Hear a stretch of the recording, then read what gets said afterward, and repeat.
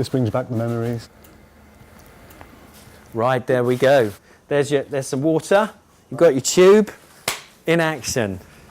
Slot it in. Happy days. Oh, yes.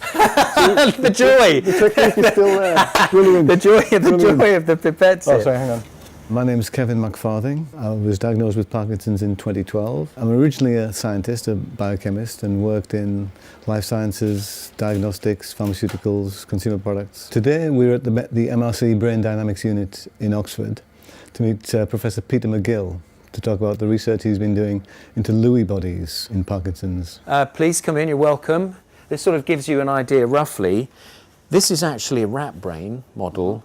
We're going to be working on mice, which will be about a third of the size of this. The cells that we are particularly interested in lie right at the bottom, the coloured part of the brain there. Peter, what actually is a Lewy body?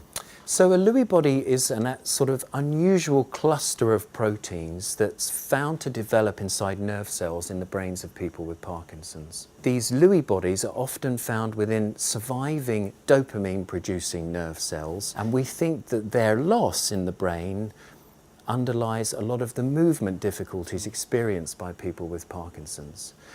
Now, whilst we think then that Lewy bodies are highly relevant for Parkinson's, we just know they're important.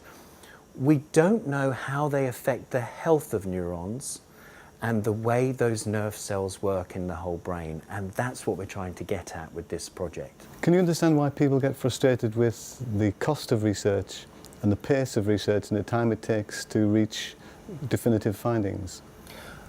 I can understand that. I can tell you when you're at the coalface, it seems quite a frantic pace. We're here all day, every day, working away, working away. There are lots of important checkpoints we have to go through and have to be put in place for the right reasons. The new treatment has to be safe, well tolerated, it has to work well, it has to not create more problems. We would image now the nerve cells in the tissue using this microscope, and we'll test whether it has the Lewy body. We can group together the data and really get a feel for what's gone wrong in these cells. I've learned one thing, that Gilson pipettes haven't changed in 40 years.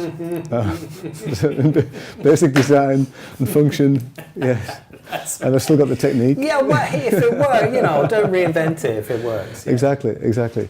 But, it's only once you actually come into direct contact with researchers that you realise the depth of the talent and the efforts that are going on. This is not just a here today, finished tomorrow effort. That work will have to go on for years and years to come. And also we don't know for certain when that research will come to fruition. It might actually surprise us and come to fruition a lot sooner than we anticipate. Another reason to fund the research, to make sure it's done well and properly.